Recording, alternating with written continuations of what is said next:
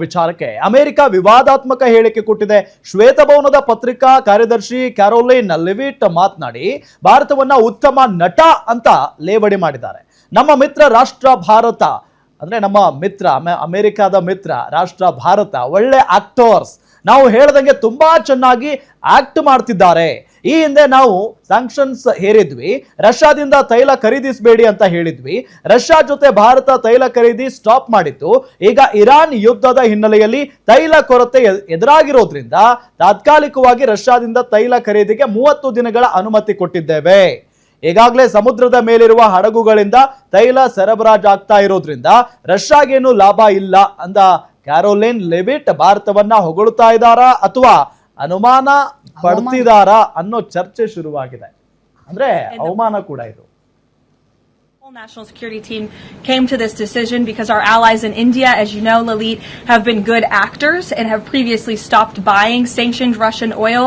So as we work to appease this temporary gap of oil supply around the world because of the Iranians, we have temporarily permitted them to accept that Russian oil. And this Russian oil was already at sea. It was already out on the water. So this short-term measure, we don't believe it will provide significant financial benefit to the Russian government at this time. And the president... ನಮ್ಮ Bharat acting ಮಾಡ್ತಾ ಇದೆ ಅಂತ ಅಂದ್ರೆ ಏನರ್ಥ? ಯುದ್ಧ ಆರಂಭ ಆಗಿ 10 ದಿನ ಆಯ್ತು ರಾಮ್. 10 ದಿನದಲ್ಲಿ 4ನೇ ಬಾರಿ ಈ ರೀತಿ ಭಾರತಕ್ಕೆ ಅವಮಾನ ಆಗೋ ರೀತಿಯಲ್ಲಿ ಅಮೆರಿಕ, ಟ್ರಂಪ್ ಮತ್ತು ಅವರ ಸಹ ಸದಸ್ಯರುಗಳು ಕೊಡ್ತಾ ಇರುವಂತಹ ಹೇಳಿಕೆ ಪದೇ ಪದೇ ನಮ್ಮ ಸಾರ್ವಭೌಮತ್ವಕ್ಕೆ ಮತ್ತು ನಮ್ಮ ಗೌರವಕ್ಕೆ ಧಕ್ಕೆ ಆಗುವಂತಹ ಮಾತುಗಳನ್ನ ಇವ್ರು ಹೇಳ್ತಾ ಇದ್ದಾರೆ. ಇವಮ್ಮ ಹೇಳ್ತಾ ಇರುವಂತಹ ಭಾಷೆಯನ್ನ ಕೇಳಿದ್ರೆ ಯಾರಿಗೆ ಆಗ್ಲಿ ಸಿಟ್ಟು ಬರುತ್ತೆ, ರಕ್ತ ಕುದಿಯುತ್ತೆ. ಏನ್ ಹೇಳ್ತಿರೋದವ್ರು? ನಮ್ಮ ಮಿತ್ರ ರಾಷ್ಟ್ರ ಭಾರತ ಒಳ್ಳೆ ಆಕ್ಟರ್ಸು, ನಾವ್ ಹೇಳ್ದಂಗೆ ತುಂಬಾ ಚೆನ್ನಾಗಿ ಅವರು ಆಕ್ಟ್ ಮಾಡ್ತಾ ಇದ್ದಾರೆ. ಹೀಗಾಗಿ ನಾವು ಅವ್ರಿಗೆ ನೀವು ಈ ಸಂದರ್ಭದಲ್ಲಿ ರಷ್ಯಾದಿಂದ ತಗೊಳ್ಳಿ 30 ದಿನಕ್ಕೆ ಅಂತ ಅವ್ರಿಗೆ ಅನುಮತಿ ಕೊಟ್ಟಿದ್ದೀವಿ. ಸೊ ನಾವು ತಗೋಬೇಡ ಅಂತ ಸ್ಯಾಂಕ್ಷನ್ಸ್ ಹಾಕಿದಾಗ ಅವ್ರು ತಗೊಂಡಿಲ್ಲ. ಒಳ್ಳೆ ಆಕ್ಟರ್ಸ್ ಅವರು, ನಾವ್ ಹೇಳ್ದಂಗೆ ಆಕ್ಟ್ ಮಾಡ್ತಾರೆ ಭಾರತೀಯರು. ಒಳ್ಳೆ ಆಕ್ಟರ್, ನಮ್ಮ ಸ್ನೇಹ, ನಮ್ಮ ಮಿತ್ರ ರಾಷ್ಟ್ರ, ನಮ್ಮ ಫ್ರೆಂಡ್ಸ್ ಅವರು. ನಾವ್ ಹೇಳ್ದಂಗೆ ಕೇಳ್ತಾರೆ. ನಾವು ತಗೊಳ್ಳಿ ಅಂದ್ರೆ ತಗೊಳ್ತಾರೆ, ತಗೋಬೇಡಿ ಅಂದ್ರೆ ತಗೊಳ್ಳಲ್ಲ ಅವರು. ಅದಕ್ಕೆ ಅವ್ರಿಗೆ ನಾವು 30 ದಿನ ಅನುಮತಿ ಕೊಟ್ಟಿದೀವಿ ಅಂತ ಇವಮ್ಮ ಹೇಳ್ತಾರೆ. ಅದನ್ನ ಕೇಳಿಸ್ಕೊಂಡು ನಾವೆಲ್ಲ ಸುಮ್ನೆ ಇರ್ಬೇಕಲ್ಲ? ಪದೇ ಪದೇ ಪದೇ ಇದು 4ನೇ ಯುದ್ಧ ನಡೀತಾ 10 ದಿನ ಆಯ್ತು. 10 ದಿನದಲ್ಲಿ 4 ದಿನ ಈ ಹೇಳಿಕೆಯನ್ನ ಕೊಟ್ಟಿದ್ದಾರೆ ಇವರು. ಇವ್ರು ಯಾರು ನಮ್ಗೆ ಅನುಮತಿ ಕೊಡೋದಕ್ಕೆ? ಏನು ನಮ್ಮ ರಕ್ಷಣಾ ಸಚಿವರಿಗೆ ಮತ್ತು ಮೋದಿ ಅವರು ಇವ್ರು ಅನುಮತಿ ಕೊಟ್ಟಿದ್ದಾರೆ ಅಂತ ರಷ್ಯಾದಿಂದ ತೈಲ ತಗೊಳ್ಳಿ ನೀವು. ಯಾಕೆ ಅಂತಂದ್ರೆ ಯುದ್ಧ ನಡೀತಾ ಇದೆ. ಮೊದಲು ನಾವು ತಗೋಬೇಡ ಅಂದಾಗ ನೀವು ತಗೊಂಡಿಲ್ಲ, ಈಗ ನಾವು ತಗೋ ಅಂದಾಗ ಅವ್ರು ತಗೊಳ್ತಿದ್ರು. ಒಳ್ಳೆಯವರು, ಅವ್ರು ತುಂಬಾ ಒಳ್ಳೆ ಆಕ್ಟರ್ಸ್ ಅಂತ ಯಾರಿಗೆ ಹೇಳಿರೋದು ಇವರು? ಭಾರತೀಯರಿಗೆ. ಈ ದೇಶದ 140 ಕೋಟಿ ಮತದಾರರು ಆಯ್ಕೆ ಮಾಡಿರುವಂತಹ ಪ್ರಧಾನಿ ಮತ್ತು ನಾಯಕರುಗಳಿಗೆ ಹೇಳಿರೋದು. ಇದನ್ನ ಕೇಳಿಸ್ಕೊಂಡು ನಾವು ಸುಮ್ನೆ ಇರ್ಬೇಕಾ? ನೀವೇ ಹೇಳಿ, ನಿಮ್ಗೇನ್ ಅನ್ಸುತ್ತೆ ಹೇಳಿ. ನಾವು ನಿಜಕ್ಕೂ ಬೇಸರ ಆಗುತ್ತೆ ಇದನ್ನೆಲ್ಲ. ಈ ಕ್ಯಾರೋಲಿನ್ ಲೆವಿಟ್ ಹೇಳಿರುವಂತ ಈ ಹೇಳಿಕೆ, ಇದಕ್ಕೆ ಇಲ್ಲಿಯವರೆಗೆ ಔಪಚಾರಿಕವಾಗಿ ನಮ್ಮ ಭಾರತ ಸರ್ಕಾರ ಆಗ್ಲಿ, ಸರ್ಕಾರದ ಪ್ರತಿನಿಧಿಗಳಾಗ್ಲಿ ತುಟ್ಟಿ ಪಿಟ್ಟಕ್ಕಂದಿಲ್ಲ. ತುಟ್ಟಿ ಪಿಟ್ಟಕ್ಕಂದಿಲ್ಲ.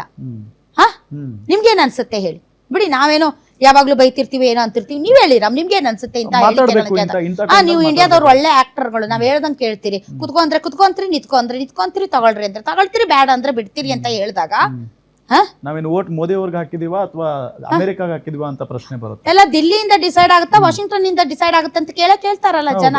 ಈ ಸಂದರ್ಭದಲ್ಲಿ ನಾನು ಹೇಳಕ್ ಬಯಸೋದು ಏನು ಅಂತಂದ್ರೆ, ಒಬ್ಬ ಹೆಮ್ಮೆಯ ಭಾರತೀಯಳಾಗಿ ಇದನ್ನ ನಾವು ಕೇಳಿಸ್ಕೋಬೇಕಾ? ವಿಶ್ವದಾದ್ಯಂತ ನಮ್ಮ ಭಾರತದ ಹಿರಿಮೆ ಗರಿಮೆ ಇದೆಲ್ಲ ಅಮೆರಿಕ ಗಾಳಿಯಲ್ಲಿ ಉಡಾಯಿಸ್ತಾ ಇದ್ರು ಕೂಡ ನೋಡಿ ನಾವೆಲ್ಲ ಸುಮ್ಮನೆ ಇರ್ಬೇಕಾ? 140 ಕೋಟಿ ಭಾರತೀಯರ ಭಾವನೆಗಳಿಗೆ ಏನು ಬೆಲೆನೇ ಇಲ್ವಾ? ಇದೆಲ್ಲ ಕೇಳಿಸ್ಕೊಂಡ್ರೆ ನಮ್ಗೆ ಧಕ್ಕೆ ಆಗಲ್ವಾ? ನಮ್ದೊಂದು ಸ್ವತಂತ್ರ ದೇಶ ರೀ. ಅಮೆರಿಕ ಜೊತೆ ಆನ್ ಪೇಪರ್ ಏನಾದ್ರೂ ಅಗ್ರಿಮೆಂಟ್ ಮಾಡ್ಕೊಂಡಿದೀವ ನಾವು? ನೀವ್ ಹೇಳ್ದಂಗೆ ಕೇಳ್ತೀವಿ ಅಂತ. ಇದಕ್ಕೆ ನಮ್ಮ ಮಹಾತ್ಮ ಗಾಂಧೀಜಿ, ಭಗತ್ ಸಿಂಗ್ ಅವರು ಅಮೆರಿಕದ ಬೂಟ್ ನೆಕ್ಕಕ ನಮ್ಗೆ ಸ್ವಾತಂತ್ರ್ಯ ತಂದು ಕೊಟ್ಟಿದ್ದು. ಬರೀ ಗಡಿ ಕಾಯೋದು ಅಷ್ಟೇ ಅಲ್ಲ ರೀ ದೇಶಭಕ್ತಿ. ಭಾರತದ ಸಾರ್ವಭೌಮತ್ವವನ್ನು ಕಾಪಾಡೋದು ಕೂಡ 140 ಕೋಟಿ ಮತದಾರರು ಮತ ಹಾಕಿ ಕಳಿಸಿದ ನಮ್ಮ ಜವಾಬ್ದಾರಿಯುತ ಪ್ರಪಂಚದ 5ನೇ ದೊಡ್ಡ ಎಕಾನಮಿ ಆದ್ರೂ ಕೂಡ ತೈಲ ಖರೀದಿಗೆ ವಾಷಿಂಗ್ಟನ್ನ ಡೆಡ್ಲೈನ್ಗಳು, ವಾಷಿಂಗ್ಟನ್ನ ಸೂಚನೆಗಳನ್ನ ಎದುರು ನೋಡುವಂತ ದೈನೇಸಿ ಪರಿಸ್ಥಿತಿಗೆ ನಮ್ಮ ಭಾರತ ತಲುಪಿರೋದು ಇದು ನಮ್ಮ ರಾಷ್ಟ್ರದ ಗೌರವಕ್ಕೆ ಧಕ್ಕೆ ತರುವಂತ ವಿಚಾರ ಅಲ್ವಾ? ನೀವು ಯಾರು ಮಾತಾಡೋದೇ ಇಲ್ವಲ್ರಿ? ನಾವು ರಾಷ್ಟ್ರದ ಜನ ಮಾತಾಡ್ತಾ ಇದ್ದೀವಿ. It's not fair. ಅಮೆರಿಕ ನಮ್ಮನ್ನ ಏನ್ ಅನ್ಕೊಂಡಿದ್ದೀರಾ ನೀವು ಅಂತ. 56 ಇಂಚಿನ ಎದೆಯ ವಿಶ್ವಗುರು ಇದರ ಬಗ್ಗೆ ಮಾತಾಡದೇ ಇರೋದು ಇದು ಒಂದು ರೀತಿ ಅಂತ ಸ್ಟ್ರಾಟರ್ಜಿ ರಾಜಕೀಯ ಅನ್ನೋದಾದ್ರೆ ಇಷ್ಟು ಮರ್ಯಾದೆ ಹೋದ್ರು ಆ ರಾಜಕೀಯಕ್ಕೆ ನಂದೊಂದು ಧಿಕ್ಕಾರ ಅಪ್ಪ. ಹೌದಲ್ಲ, ರಾಜಕೀಯ ಅಂದ್ರೆ ರಾಷ್ಟ್ರದ ಸ್ವಾಭಿಮಾನ, ರಾಷ್ಟ್ರದ ಗೌರವ ಎತ್ತಿ ಹಿಡಿಯೋದು, ಅದು ಎಲ್ಲದಕ್ಕಿಂತ ಮುಖ್ಯ. ಇದು ಸ್ಟ್ರಾಟರ್ಜಿ ಮೌನವಾಗಿರೋದಂದ್ರೆ ಬಾಯಿಗೆ ಬಂದಂಗ್ ಮಾತಾಡ್ತಾ ಇದ್ದಾರೆ. ನಮ್ ದೇಶದ ಹಿರಿಮೆ ಗರಿಮೆ ಏನಾಗ್ಬೇಕು ಅಂತ. ಇವರು ಒಳ್ಳೆ ಆಕ್ಟರ್ಸ್, ಇಂಡಿಯನ್ಸ್ ಒಳ್ಳೆ ಆಕ್ಟರ್ಸ್, ನನ್ಗಂತೂ ಕೇಳಿಸ್ಕೊಳಕ್ ಕಷ್ಟ ಅಪ್ಪ. ಕಾಂಗ್ರೆಸ್ ಅಂದ ತಕ್ಷಣ ಕೇರಳದಲ್ಲಿ ಹೋಗಿ ನರೇಂದ್ರ ಮೋದಿ ಅವರು ಸುಳ್ಳು ಸುಳ್ಳು ಎಲ್ಲ ಊಹಾಪೋಹಗಳನ್ನ ಹರಡ್ತಾ ಇದಾರೆ. ನೀವು ಕಾಂಗ್ರೆಸ್ ಅವ್ರಿಗೆ ಬೆಲೆ ಕೊಡ್ಬೇಡಿ ಅಂತ ಏನು ಎದೆ ಒಬ್ಬಿಸ್ಕೊಂಡು ಭಾಷಣ ಹೊಡೆದ್ರಲ್ಲ, ಇದಕ್ಕೂ ಹೇಳಿ ನೀವು ಒಳ್ಳೆ ಆಕ್ಟರ್ ಅಂತ ಹೇಳ್ತಾ ಇದ್ದ ಅಮೆರಿಕ. ಕಾಂಗ್ರೆಸ್ ಹೇಳೋದು ನೀವು ಒಳ್ಳೆ ಆಕ್ಟರ್ ಅಂತ, ಅವ್ರು ಅಮೆರಿಕಾದವರು ಹೇಳ್ತಿರೋದು ನೀವು ಒಳ್ಳೆ ಆಕ್ಟರ್ ಅಂತ. ಕಾಂಗ್ರೆಸ್ ಹೇಳಿದ ತಕ್ಷಣ ನಿಮ್ ಕೋಪ ಬಂದ್ಬಿಡುತ್ತೆ.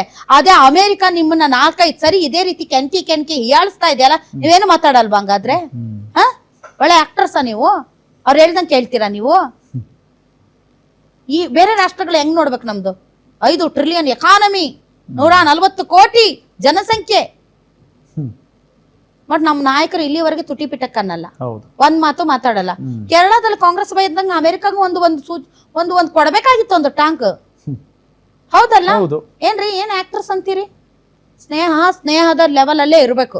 ಅದು ಬಿಟ್ಬಿಟ್ಟು ಈ ರೀತಿಯಾಗಿ ಲೋ ಲೆವೆಲ್ ಕಮೆಂಟ್ಸ್ ಎಲ್ಲ ಕೊಡ್ಬೇಡಿ, ಹುಷಾರು, ದುರಂಕಾರ ನಮಗ್ ತೋರ್ಸ್ಕೊಡಿ ಅಂತ ಹೇಳ್ಬೇಕಾಗಿತ್ತು. ಹೇಳಕ್ ಭಯ ಇವ್ರಿಗೆ. ನಾ ಏನ್ ಮಾಡೋಣ? ಏನ್ ತಡೀತಿದ್ಯಪ್ಪ ನಮ್ಮ ನರೇಂದ್ರ ಮೋದಿ ಅವ್ರಿಗೆ ನನ್ಗೆ ಗೊತ್ತಿಲ್ಲ. ಮೊದಲೇ ವಿರೋಧ ಮಾಡಿದ್ರೆ ಇಷ್ಟೆಲ್ಲ ಹೇಳಿಕೆಗಳು ಬರ್ತಾ ಇರ್ಲಿಲ್ಲ. ಏನೋಪ್ಪ, ಕಮೆಂಟ್ ಮಾಡೋರು ಕಮೆಂಟ್ ಮಾಡ್ಕೊಳ್ಳಿ, ನಾನು ಐ ಡೋಂಟ್ ಕೇರ್. ಯಾಕಂದ್ರೆ ಇದು ಭಾರತದ ಆತ್ಮಗೌರವ, ಸ್ವಾಭಿಮಾನದ ಮತ್ತು ಸಾರ್ವಭೌಮತ್ವದ ಪ್ರಶ್ನೆ, ಆದ್ರಿಂದ ನಾವು ಮಾತಾಡ್ತೀವಿ. ನೆಕ್ಸ್ಟ್ ಹೋಗೋಣ.